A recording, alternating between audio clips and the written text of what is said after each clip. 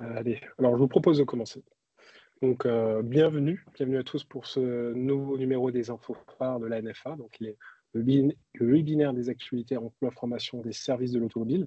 Donc, on est déjà à notre troisième numéro, puisque c'est un webinaire semestriel. Vous pourrez trouver les rediffusions sur notre chaîne YouTube. Donc, celui-ci, si jamais vous manquez une partie du webinaire, ou si d'autres personnes que vous connaissez dans votre entreprise ou organisme de formation souhaitent revoir le webinaire, il sera disponible en ligne sur YouTube. Alors aujourd'hui, on va traiter de plusieurs sujets liés à la formation. Donc, on va commencer dans l'ordre, pour rappel du programme, par des ressources pour une alternance qualitative présentée par Lucie Capaille. Nous passerons ensuite aux actualités des certifications de branche au niveau de la VAE individuelle et collective. On vous présentera ensuite Autolingo, donc une application utile pour la mobilité européenne des apprenants. On en viendra au calendrier des publications pour le dernier semestre de l'Observatoire des métiers des services automobiles.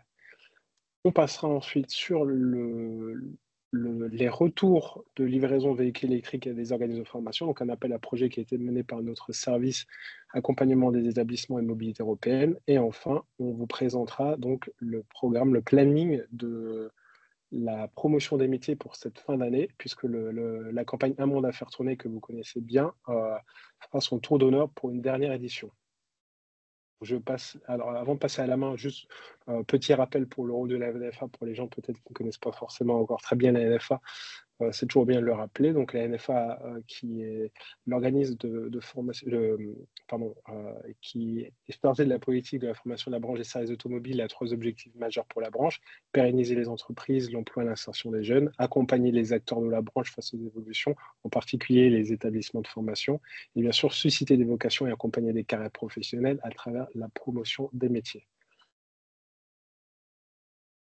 Donc, on passe au premier point, des ressources mises à disposition pour une alternance qualitative. Et donc, c'est Lucie Capaille, responsable à LNFA, responsable de projet, qui va vous présenter les ressources qui sont disponibles dans nos espaces de ressources. À toi l'honneur.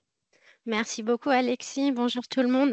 Oui, alors bon, moi j'interviens 10 minutes pour vous présenter 3 nouveaux e-learning qu'on a pu produire, mettre en place et mettre à disposition des organismes de formation depuis début septembre. Ils sont sur le Moodle de la NFA.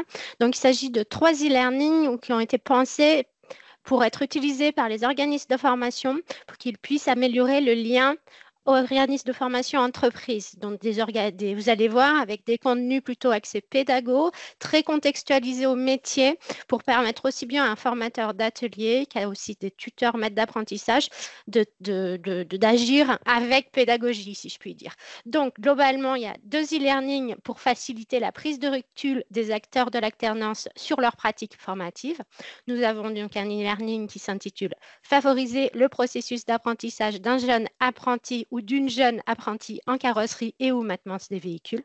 Également, nous avons un autre e-learning qui est plus sur la thématique l'apprenti, un adolescent. Là, on va aborder les impacts de l'adolescence sur l'apprentissage d'un jeune qu'on peut avoir en alternance. Et enfin, il y a un autre e-learning qui est un peu plus, pas vraiment comme les deux premiers. Les deux premiers, on est plus sur de la facilitation, la prise de recul pour des acteurs de l'alternance. Le dernier, c'est plus pour outiller des OF à la promotion de la mobilité européenne auprès des entreprises. Là, ça s'intitule Embarquer les employeurs dans le train de la mobilité européenne.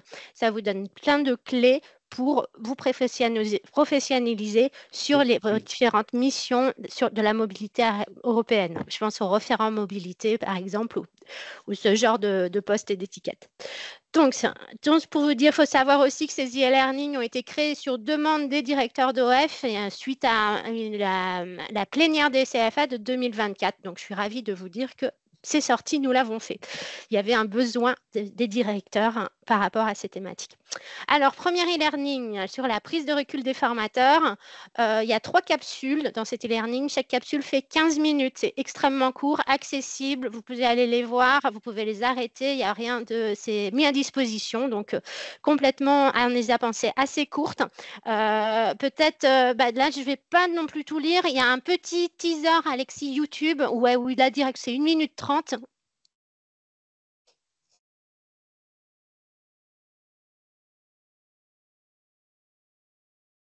Est-ce que vous avez le son de la vidéo?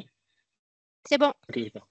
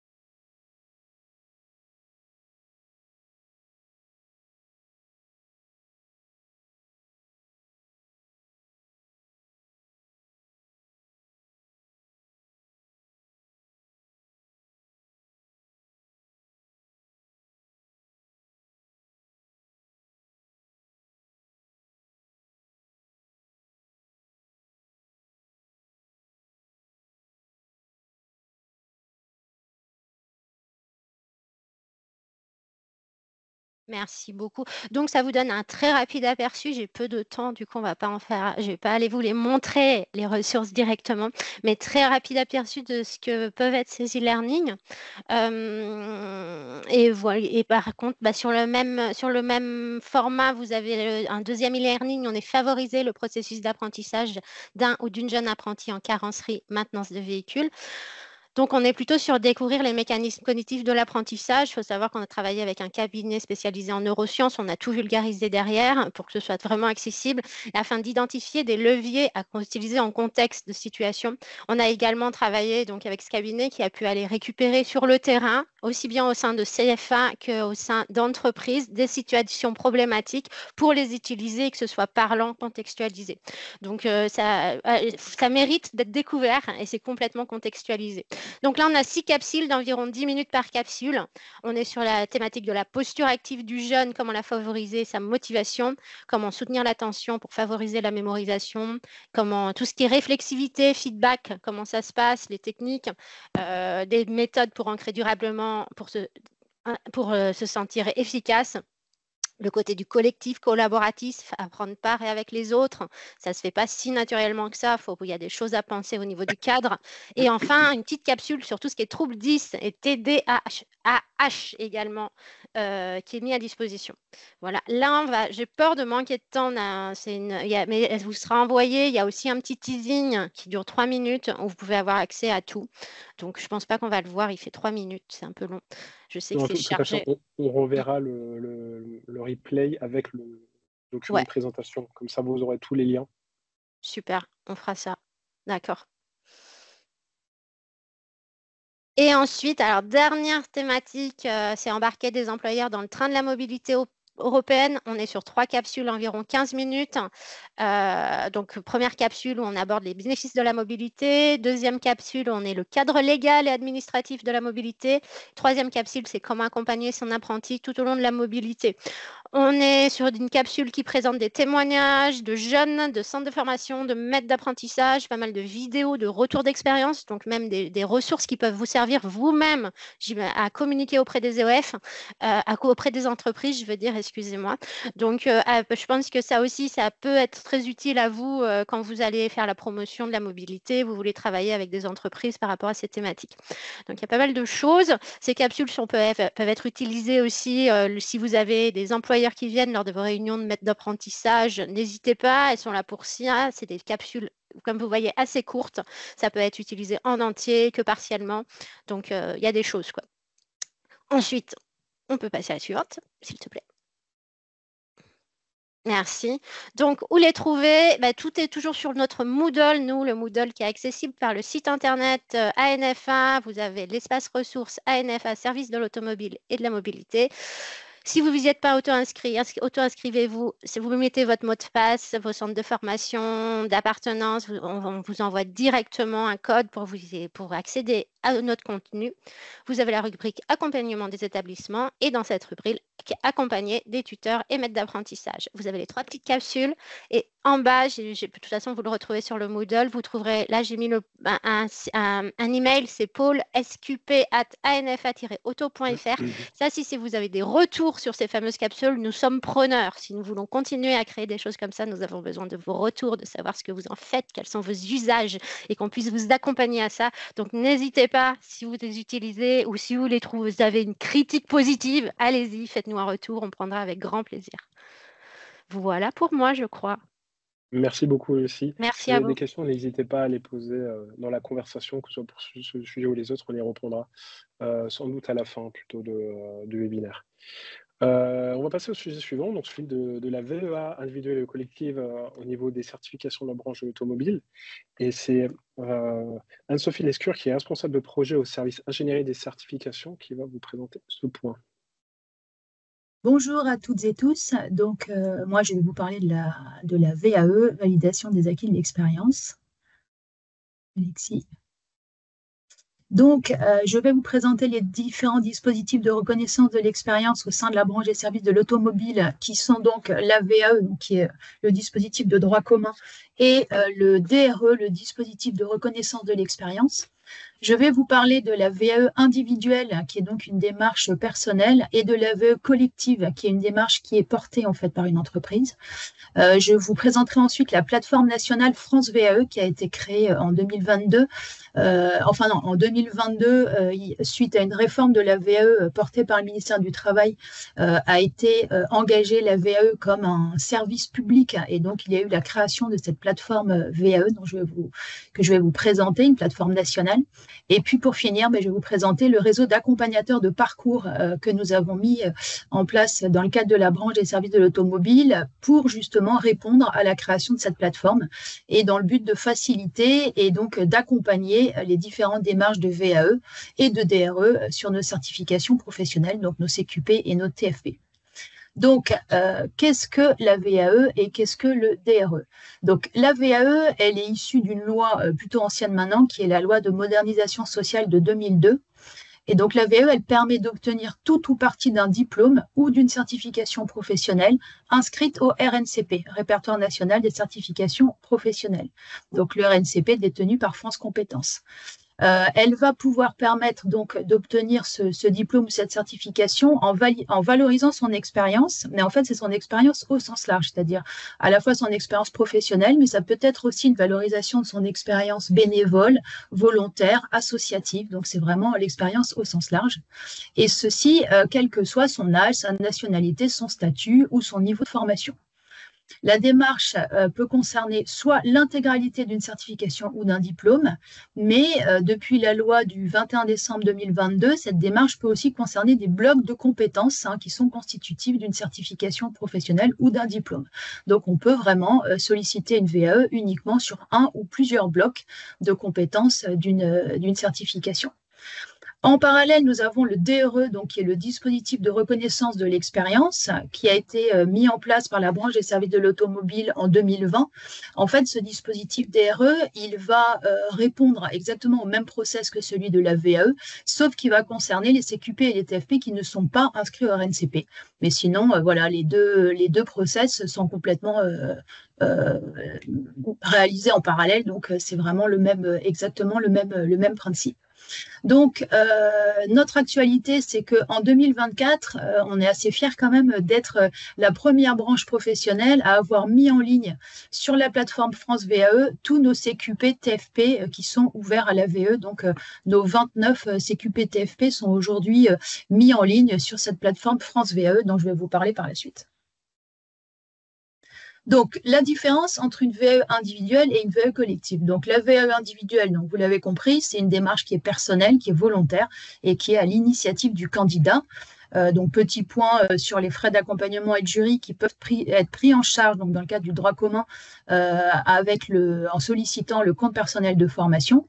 Et donc, en parallèle de cette VAE individuelle, vous avez la VAE collective. Donc là, c'est là-dessus qu'on va plus s'arrêter aujourd'hui parce que c'est intéressant. En fait, la VAE collective, c'est une démarche qui va être portée par une entreprise dans le but de faire reconnaître les compétences d'un groupe de salariés. Donc, ces salariés seront évidemment OK. Donc, le dispositif sera mis en place en accord avec les collaborateurs qui sont concernés dans une réelle démarche de gestion des ressources humaines. Donc, une entreprise va identifier une certification professionnelle ou un diplôme qui peut être intéressant pour un groupe de salariés et donc va lancer une démarche qui va concerner ce groupe. Donc, l'avantage, c'est que l'employeur va ainsi répondre à son obligation de progression de ses salariés, puisque, comme vous le savez peut-être, le Code du travail impose que tous les 6 ans, il y ait une évolution professionnelle qui soit réalisée, que l'entreprise a l'obligation en fait de faire progresser son salarié tous les 6 ans. Et donc, cette VAE collective va répondre à cette obligation. Mais par ailleurs, voilà, après, ce sera évidemment ça a aussi évidemment un intérêt pour le salarié et donc pour l'entreprise, puisque le salarié se trouve fidélisé, puisqu'on reconnaît ses acquis. Et puis, que ce soit une VAE individuelle ou une VAE collective, c'est vraiment une introspection en fait des différents acquis professionnels. Et donc, ça va renforcer la confiance en soi et donc, évidemment, aider à évoluer. Donc, je passe à, je vois que Alexis est passé à la diapo d'après, France VAE. Donc, France VAE, c'est donc la plateforme nationale des démarches de VAE. C'est donc aujourd'hui le guichet unique pour les différentes démarches de VAE. Donc, l'objectif, c'est de simplifier, de sécuriser et de moderniser le parcours VAE. Donc, tout passe par cette plateforme France VAE. Donc, ces différentes fonctions, c'est que sur cette plateforme, on va pouvoir choisir sa certification, on va pouvoir déposer sa candidature, on va pouvoir être mis en relation avec un architecte accompagnateur de parcours, parce qu'ils sont répertoriés, enfin référencés sur cette plateforme. Et donc, il va y avoir un réel suivi du dossier qui se passe intégralement sur la plateforme. Donc, toutes les démarches relatives maintenant à son dossier de VAE vont passer par cette démarche France VAE. Et donc, c'est donc sur France VAE que, comme je le disais tout à l'heure, la NFA a déposé donc ces 29 certifications. Donc, aujourd'hui, on a 29 certifications CQP TFP qui sont ouvertes à la VAE, que vous pouvez trouver dans le moteur de recherche de France VAE. Elles sont toutes là. Donc, si je poursuis, donc nous avons créé, la NFA a souhaité, donc en lien avec le développement de cette plateforme, être présente aussi avec un réseau d'accompagnateurs de parcours qui sont référencés sur la plateforme France VAE. Donc, ces accompagnateurs de parcours, ils sont là pour promouvoir, pour développer, pour accompagner les démarches de validation, donc de VAE et de DRE.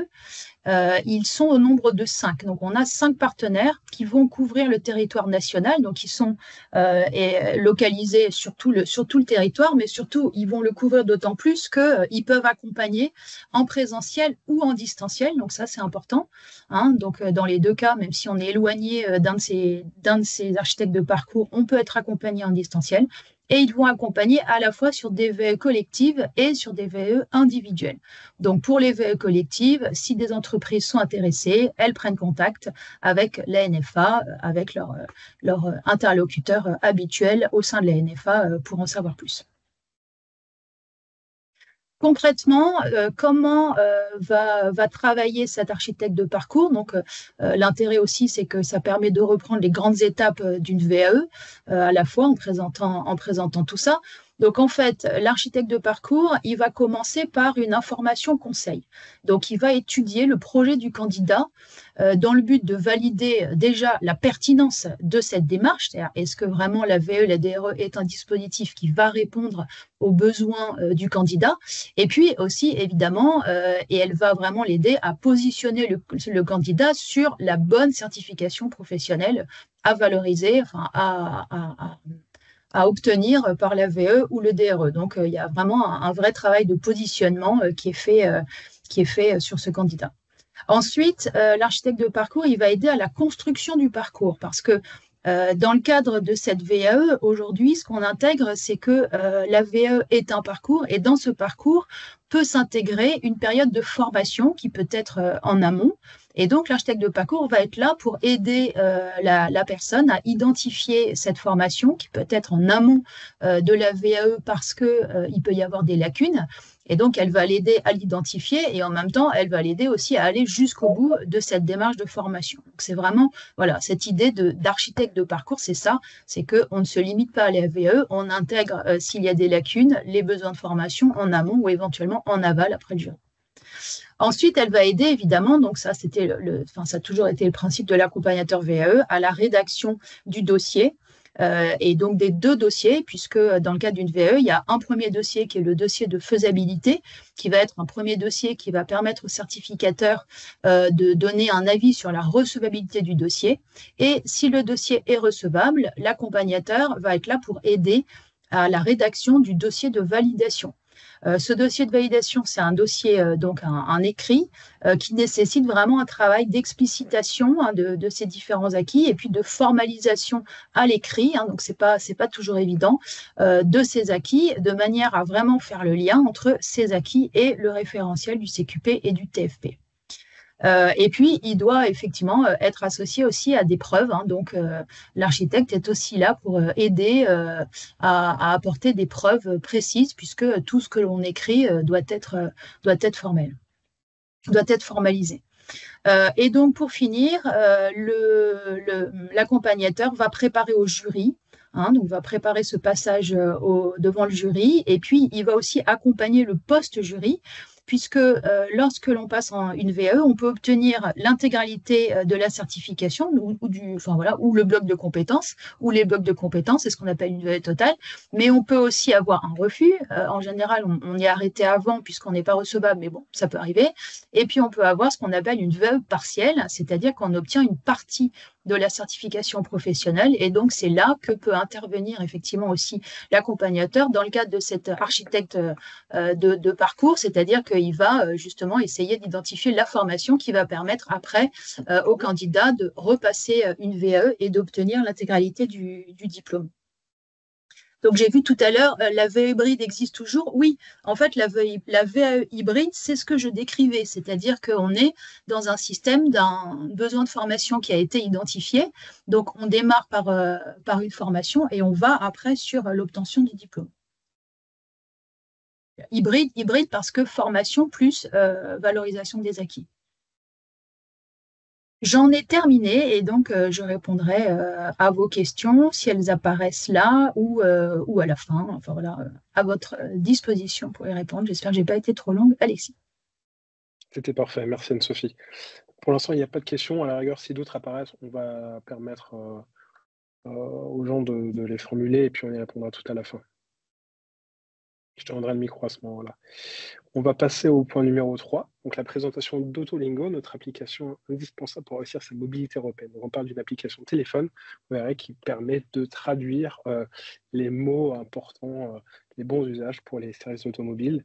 Alors, avant que Patrice Mouly, donc, qui est responsable de service accompagnement des établissements et mobilité européenne, prenne la parole sur ce sujet, je vous mets en lien dans la conversation les deux liens qui renvoient vers l'application Autolingo, donc le Google Play et Apple Store. Eh bien, merci beaucoup, Alexis. Alors, effectivement, je vais vous parler pendant quelques instants d'Autolingo. Donc, Autolingo, c'est une application qui existe déjà depuis quelques années, qui avait été créée par la NFA en partenariat avec un certain nombre d'organismes de formation de la branche et qui a été complètement revue, réactualisée ces dernières semaines. Donc, on voulait vous en faire part. Alors, à l'origine, c'est un outil destiné aux jeunes qui partent en mobilité européenne. Vous savez qu'il y a près de 1000 jeunes de la branche des services de l'auto qui partent chaque année en mobilité européenne. Et donc, on leur a créé cet outil pour les aider à apprendre du vocabulaire automobile. Mais si on vous en fait part aujourd'hui, c'est que cet outil peut servir vraiment à tout le monde dans la branche, que ce soit des jeunes, mais aussi des maîtres d'apprentissage, des formateurs ou donc tous les professionnels du secteur. Alors, je te propose, Alexis, de passer au slide suivant. Donc, qu'est-ce que c'est Autolingo? Donc, c'est un outil qui permet de traduire du vocabulaire automobile dans 5 langues pour couvrir tous les termes techniques de l'automobile. Vous avez beau être courant dans une langue, le vocabulaire d'un atelier, c'est quelque chose de très spécifique.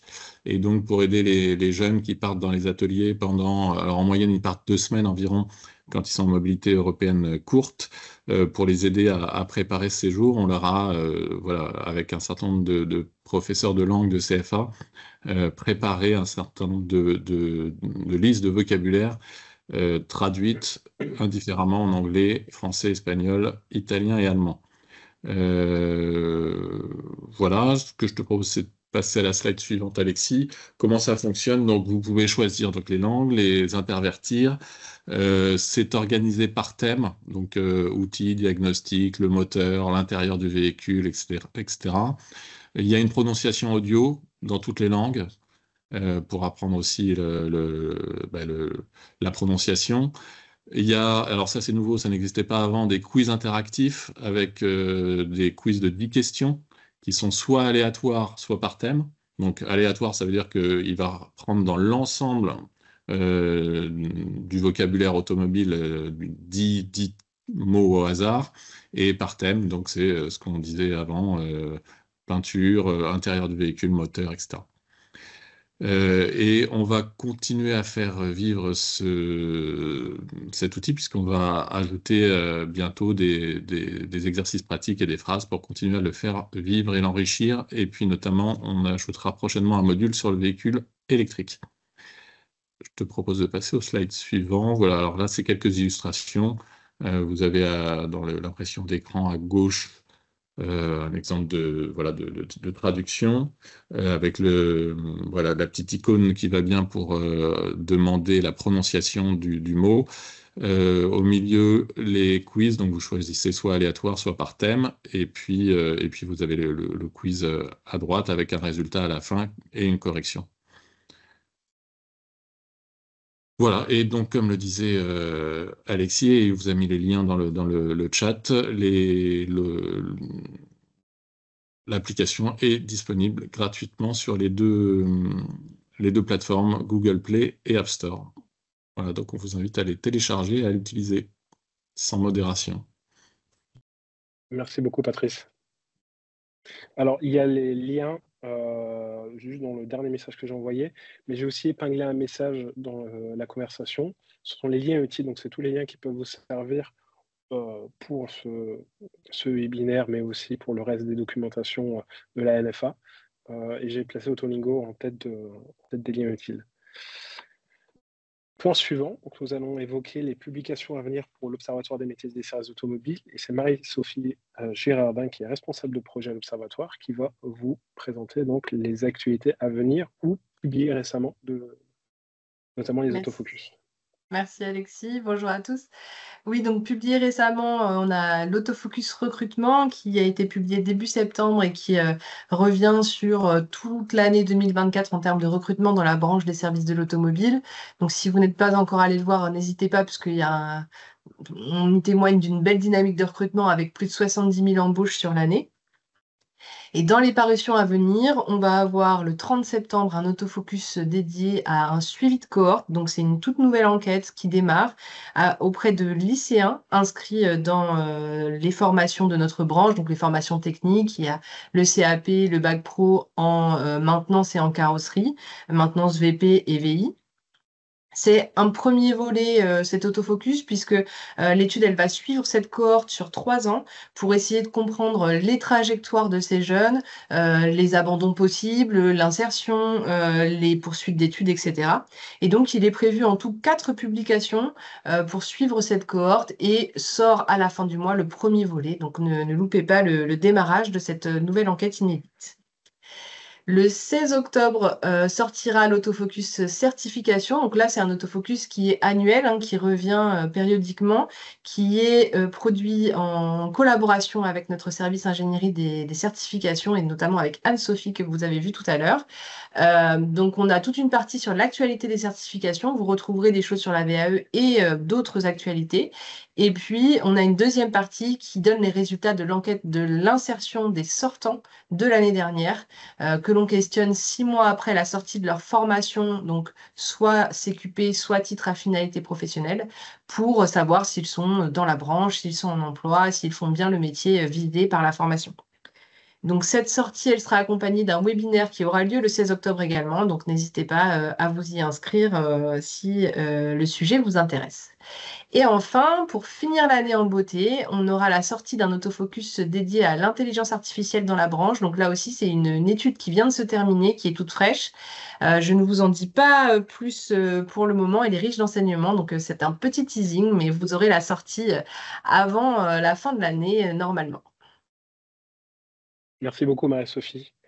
Et pour compléter ce que tu as dit, et pour un rappel à ma précédente intervention, dans les liens utiles, vous trouverez un accès direct à l'autofocus recrutement qui a été publié donc début septembre, avec en plus là, une petite partie aussi qui renvoie vers un extrait de presse, puisque ce sujet a fait parler dans les médias. Je vais rendre la parole à Patrice Mouly, qui va évoquer l'appel à projet véhicules industriels électriques. Oui, merci beaucoup Alexis. Donc, je reprends la main sur ce sujet. On voulait effectivement vous faire part d'un certain nombre d'actions qui sont menées par la NFA pour accompagner la transition énergétique de la branche et notamment du transport terrestre. Alors, On va commencer par un slide. Alors, bon, normalement, on ne vous apprend rien avec ce slide, mais c'est important de replanter le décor. Donc là, vous avez ici l'évolution des émissions de CO2 par grand secteur d'activité depuis 1990 en Europe. Et que nous dit ce slide, c'est que, le secteur le plus émissif en termes d'émissions de CO2, c'est le secteur des transports. Et dedans, l'automobile et le camion jouent un rôle clé dans cette émission de CO2. Et d'autre part, ce que nous dit ce slide, c'est que le secteur des transports est le seul secteur qui a vu ses émissions de CO2 augmenter dans les 30 dernières années. Tous les autres, que ce soit l'agriculture, la construction, etc., l'énergie, ont vu leurs émissions de CO2 baisser assez sensiblement, ce qui n'est pas le cas dans le secteur des transports. Alors c'est peut-être un peu contre-intuitif, puisque pris individuellement, chaque véhicule est plus efficient en matière d'émissions, mais comme le parc augmente et continue à augmenter sur l'Europe, et c'est le cas pour la France également, vous avez un paquet d'émissions de CO2 qui finalement continue à croître. Donc il y a un certain nombre de mesures qui ont été prises par l'Union européenne, et je te propose de passer au slide suivant, et notamment sur le VP. Alors sur le véhicule particulier, on a vu que ça, depuis, si je ne dis pas de bêtises, 2017 ou 2018, il y a un certain nombre de normes qui ont été mises en place, qui s'appellent les normes CAFE, et qui ont changé radicalement le visage du marché automobile, et on sait que c'est une transition qui est très très compliquée. Et sur le même modèle que sur le véhicule particulier, ont été mis en place à travers 2 règlements, dont un qui a été actualisé en 2024, les mêmes types de règles pour le monde du camion électrique, ce qui fait que il y a des seuils de CO2 qui sont imposés aux constructeurs. Vous avez un petit tableau en dessous qui explique ces évolutions d'objectifs de réduction de CO2. Ils sont hyper drastiques à partir de 2030. Et donc le monde du véhicule industriel ne va pas avoir d'autre choix, comme pour le VP, de s'électrifier. Et donc pour accompagner cette transition, la NFA a décidé d'investir et d'aider les organismes de formation de la branche à être acteurs de cette transition plutôt que de la subir. Alors, je vous fais part des détails et des explications des règlements. Si vous voulez lire les différentes choses, il y a les références dans le slide qui vous sera laissé. Donc, je propose de passer au slide suivant. Donc, on a décidé de mettre en place un appel à projet, alors l'an passé, mais l'application, c'est cette année, pour aider les organismes de formation de la branche à se doter de véhicules électriques, puisque vous avez une absence de marché de l'occasion donc de ces véhicules électriques à ce stade, des formations de formateurs qui jusqu'à présent étaient réalisées sur des VUL et non pas sur des VI, des tarifs de véhicules industriels neufs qui sont hyper élevés, entre 250 000 et 350 000 euros. Et puis vous avez, mais pareil, j'apprends rien aux OF qui nous écoutent aujourd'hui, une rénovation des diplômes de la maintenance en 2025, enfin en cette rentrée 2025, qui intègre effectivement tout ce qui concerne la maintenance des véhicules électriques. Donc il a été décidé de lancer un appel à projet, et le but était de doter un certain nombre d'établissements, et donc en l'occurrence les établissements partenaires de la NFA qui dispensent une formation de niveau 5 dans le VI, c'est-à-dire 22 établissements en France, ce qui permet de couvrir une grande partie du territoire, qui ont été dotés d'un véhicule industriel électrique, d'un camion électrique. Je te propose de passer au slide suivant. Alors, ça a évidemment des vertus pour ces organismes de formation, bien évidemment, mais ça a des vertus pour tout le monde, notamment pour la formation de formateurs, qui se dotent du coup de matériel nécessaire à la formation de VI électriques avec une meilleure couverture territoriale. Et puis, c'est aussi un outil pour la mobilité européenne des jeunes, et on vous annonce là-dessus que la NFA, en partenariat avec 6 établissements européens, dont un établissement français qui est le Technopolis, a présenté un dossier KA2 auprès de la Commission européenne qui a été retenu. Et donc, on va construire avec 6 partenaires européens une formation de formateurs sur la maintenance des véhicules industriels électriques et les travaux commencent dès le mois d'octobre. Voilà. Et alors, cet accompagnement continu de la NFA, il y a tous les organismes de formation qui nous écoutent aujourd'hui doivent plus ou moins plancher là-dessus. En ce moment, il y a des appels à projets renforcés en ce deuxième semestre 2025 pour aider à cette transition. Et puis, un petit rappel, il y a une prime Advenir de 750 €, enfin qui peut aller jusqu'à 750 € par point de recharge pour aider tous les organismes de la branche à se doter de bornes de recharge. Et donc ça, il ne faut pas traîner parce que ces aides, c'est jusqu'au 31/12/2025. Et on vous a mis la boîte mail dédiée de nos amis de Mobiliance si vous avez des questions sur le sujet. Donc n'hésitez pas à en profiter. C'est jusqu'au 31/12/2025. Je crois que j'ai tout dit sur le sujet, Oui. Alexis. Merci beaucoup, Patrice. Et on va terminer donc ce webinaire des infos phares par le dernier point, qui est celui de la promotion des métiers, avec le tour d'honneur de la campagne allemande à faire tourner qui revient pour une 3e édition. Et donc, je laisse la parole à Anne Gonon, responsable du service communication et promotion des métiers. Merci Alexis. Bonjour à tous et à toutes. En effet, on souhaitait vous sensibiliser sur cette campagne. Donc, je pense que vous avez en mémoire, enfin du moins on l'espère, que l'année 2024, le second semestre, a été marqué en fait par 2 campagnes. Une première qui avait eu lieu au mois d'octobre autour de la naissance du nouveau job board Job to Move. Donc, c'est celle qui est présentée à droite avec ce slogan qui se voulait simple. C'est simple comme Job to Move. Donc, si vous ne connaissez pas ce job board qui a été donc lancé l'année dernière, on vous encourage à en prendre connaissance. Et donc, à l'occasion de ce job board, du lancement de ce nouveau job board, on avait fait une campagne qui lui était dédiée. Et puis ensuite, en novembre 2024, on avait eu le 2e épisode de la grande campagne Un monde à faire tourner. Donc, vous avez peut-être le souvenir de ce spot télé, notamment avec ce mécano qui fait tomber sa clé et donc le monde s'arrête, autour de ce slogan qui avait marqué sur l'idée d'un monde à faire tourner, où l'objectif, c'était vraiment de mettre en avant l'utilité première et essentielle des métiers de la branche des services de l'automobile. Donc, cette première campagne avait été créée en novembre 2023 et puis à la demande des partenaires sociaux, elle a été reconduite en 2024.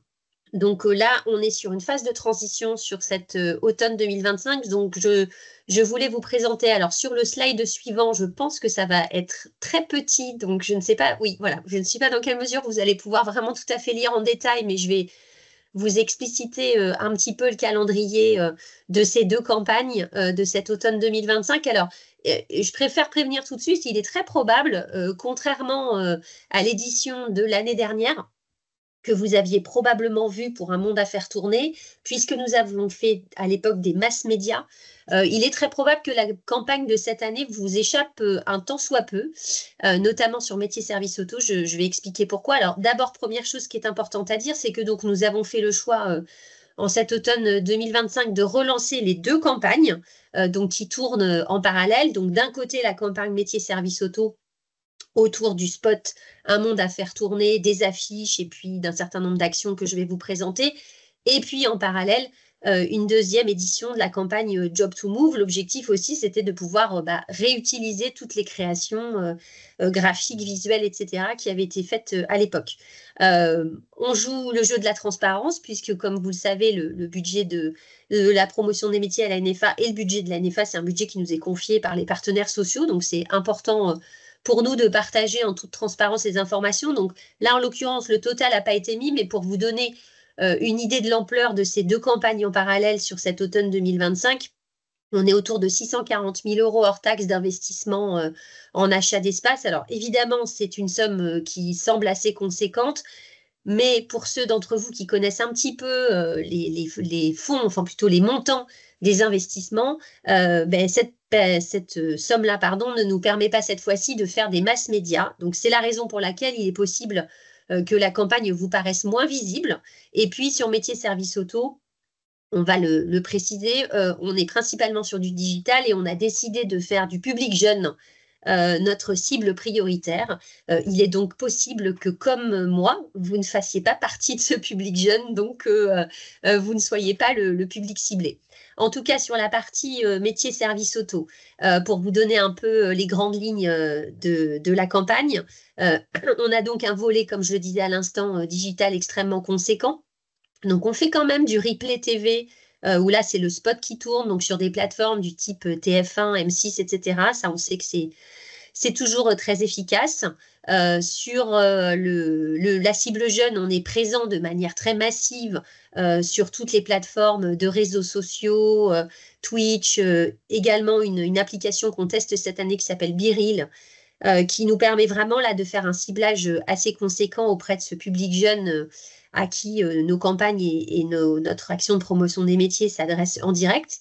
Et puis peut-être quelque chose à noter aussi qu'on avait testé l'année dernière sur la campagne de novembre 24 et qui avait très bien fonctionné. Peut-être vous voyez que dans les publics cibles qui sont présentés sur Métiers Services Auto figure le corps enseignant. On travaille avec une régie publicitaire spécialisée qui s'appelle Comme d'habitude, qui est une régie qui vraiment a des outils qui lui sont propres et qui vise un certain nombre de publications en ligne du type le café pédagogique, etc.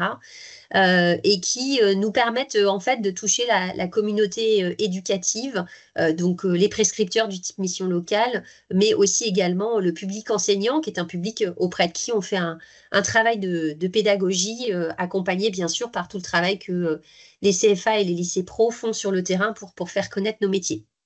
Peut-être un autre élément que je peux indiquer aussi, c'est on fait des opérations, on appelle des opérations spéciales. Donc, comme vous le savez, dans le cadre de cette stratégie de promotion des métiers, on essaie d'utiliser tous les canaux médiatiques qui s'offrent à nous. Donc, on a beaucoup travaillé avec des influenceurs par le passé. Là, sur cette vague-là, on a décidé de ne pas travailler avec des influenceurs, mais par contre, on fait 2 opérations qui nous tiennent à cœur. On fait une opération avec le magazine Science et Vie, sur lequel il y aura donc 2 mois de suite une page publiée consacrée à nos métiers, mettant en avant un certain nombre de thématiques importantes, dont l'électrification dont Patrice Mouly vient de parler. Et puis, on fait un premier partenariat avec un média qui s'appelle Élan, qui est un média qui a été créé par un influenceur qui s'appelle Hugo Décrypte et qui est un média consacré précisément à l'orientation professionnelle pour les jeunes. Et donc, pour ce qui concerne Science et Vie, outre la parution que j'ai évoquée, il y aura des vidéos publiées sur leurs réseaux sociaux. Et Élan, pour le coup, c'est uniquement en ligne avec des vidéos d'immersion. Ils étaient d'ailleurs en tournage hier avec un champion World Skills qui va être un excellent ambassadeur pour faire connaître nos métiers. En l'occurrence, là, c'est le métier de peintre en carrosserie. Donc ça, c'est pour le volet métier service auto. Et puis sur le volet Job to Move, donc là, comme vous pouvez le constater, même si j'ai conscience que c'est petit, la campagne se focalise en septembre, octobre. Et puis en novembre, il y aura une autre opération dont je vais vous parler juste après. Et Job to Move, on a fait un choix un peu différent, comme vous pouvez le constater, c'est qu'en fait, on fait une campagne qu'on appelle une campagne de run, c'est-à-dire que c'est une campagne qui ne s'arrête pas entre septembre et décembre. Et là, on joue vraiment la carte du digital. Donc, avec un volet d'achat d'espace sur le site du Bon Coin. Alors, je vous encourage à lire, Marie-Sophie en a parlé, l'autofocus recrutement, où on sait que le Bon Coin est un site qui est apparemment de moins en moins utilisé pour notre branche. Mais pour le moment, on a plutôt des bons résultats sur la campagne qu'on fait sur le Bon Coin. Mais on sera peut-être amené à réviser nos façons de travailler. Et puis, on fait de l'audio digital sur des podcasts, puisqu'on avait fait pour la campagne Job to Move un spot radio qui fonctionnait très bien. Et ensuite, tout le bloc que vous voyez en bas, et notamment l'intitulé que vous découvrez peut-être, puisque je reconnais que moi-même, je l'ai découvert grâce au travail avec l'agence avec laquelle on travaille désormais, c'est donc Golden Bees. Et donc, Golden Bees, c'est une agence, une régie publicitaire qui est spécialisée dans les investissements sur les réseaux sociaux, en l'occurrence Meta et en display, sur les problématiques de recherche d'emploi. Donc là, c'est vrai que ce qui est très intéressant, c'est qu'on peut vraiment faire des annonces ciblées en lien avec des recherches que les personnes ont pu faire du type voilà, offre d'emploi, par exemple mécanicien auto ou carrossier peintre. Donc voilà pour cette campagne de cet automne 2025. Et puis j'espère pour ceux... Ah, j'ai pas tout à fait fini, Alexis. Pour ceux d'entre vous, non, je t'en prie, pour ceux d'entre vous qui le croiseront, j'ai envie de dire, ouvrez grand vos yeux sur ce spot de cette clé qui tourne et de Un monde à faire tourner, puisque donc la slide suivante à laquelle on peut passer, merci Alexis, est l'occasion de vous annoncer qu'on va travailler sur une nouvelle campagne publicitaire. Donc, ce spot Un monde à faire tourner avec cette clé qui tombe et qui est rattrapée quand même, il faut bien le dire, va tourner jusqu'en début novembre. Et puis ensuite, ce sera la fin de vie de ce spot qu'on aura utilisé pendant 3 ans. Donc, avant de vous évoquer cette nouvelle campagne publicitaire, donc en novembre, vraiment dans la foulée de la campagne métier-service auto, on va faire une opération Nos métiers recrutent. C'est une type d'opération qu'on fait depuis plusieurs années où pendant 1 mois, on focalise sur un domaine ou un métier ou une famille de métiers. Et donc là, on va travailler sur les écoles de conduite. Donc, je salue les collègues du service ingénierie des certifications qui nous écoutent sans doute, avec qui l'équipe du service communication et promotion des métiers travaille actuellement à la préparation de cette opération Nos métiers recrutent. Donc, ces opérations Nos métiers recrutent, elles se composent toujours de la même façon, avec la création d'un certain nombre de vidéos métiers et vidéos de présentation de formation qu'on produit soit nous, soit en partenariat avec certains de nos partenaires étroits, type Willby, etc. Et puis une grande campagne de réseaux sociaux. Et là, probablement, on fera aussi une opération spéciale, mais comme elle n'est pas gravée dans le marbre, je préfère ne pas m'avancer. Et donc, cette nouvelle campagne que j'évoquais, donc on était accompagné sur la campagne précédente pendant plus de 3 ans par l'agence Havas. Et puis, là, nous avons changé d'agence et nous partons sur un nouveau partenariat, donc avec 2 agences qui font partie de la constellation Publicis, donc à savoir Publicis LMA, qui était l'agence qui avait d'ailleurs créé la campagne Job to Move, et puis Publicis Media Connect. Donc, c'est avec eux que nous faisons actuellement la dernière vague de novembre et nous sommes en train de l'automne 2025, pardon. Et nous sommes en train de travailler sur une nouvelle campagne publicitaire qui verra le jour au premier trimestre 2026. Alors, je ne peux pas vous en dire grand-chose parce qu'on est vraiment au démarrage de la réflexion, mais en tout cas, une des choses qui est importante pour nous, c'est qu'on veut vraiment travailler sur une alliance qui soit plus efficace entre nos 2 territoires de marque que sont métier service auto et Job to Move, qui aujourd'hui ont plutôt tendance à agir en parallèle, alors qu'elles nous semblent étroitement liées, puisqu'on a la chance de pouvoir à la fois avoir des outils de promotion des métiers et un outil vraiment d'offre d'emploi. Et comme l'a dit Marie-Sophie tout à l'heure, on est plutôt content évidemment et satisfait d'être dans une branche qui recrute. Donc, on a un message très fort à faire passer autour de ça. Et l'autre élément de cette nouvelle campagne 2026, c'est vraiment une évolution stratégique, c'est-à-dire que là où jusqu'à présent, on avait 2 temps de campagne très forts autour de la semaine des services de l'auto d'un côté, et puis donc cette campagne de novembre, on va passer sur des campagnes publicitaires qui vont s'inscrire dans la durée, avec un travail de présence digitale quasiment en continu, et des masses médias qui, on espère, pourront s'organiser autour de 2 ou 3 vagues tout au long de l'année. Et l'objectif, c'est d'investir dans une campagne qu'on utilisera à minima en 2026 et 2027 dans une perspective évidemment d'amortissement des coûts, puisque les créations de ce type de campagne représentent des investissements financiers assez conséquents. Voilà ce que je pouvais dire sur la promotion des métiers qu'on voulait partager avec vous. Et puis, évidemment, au prochain webinaire InfoPhare, si je ne me trompe pas, Alexis, on se donnera rendez-vous en janvier, je crois. Exactement. Là, normalement, sur la promotion des métiers, je pense qu'on aura des éléments très concrets à vous apporter sur cette nouvelle campagne et sur votre possibilité, bien sûr, à vous, acteurs de la branche, de vous en saisir et de la relayer, comme ça a été le cas sur les éditions précédentes.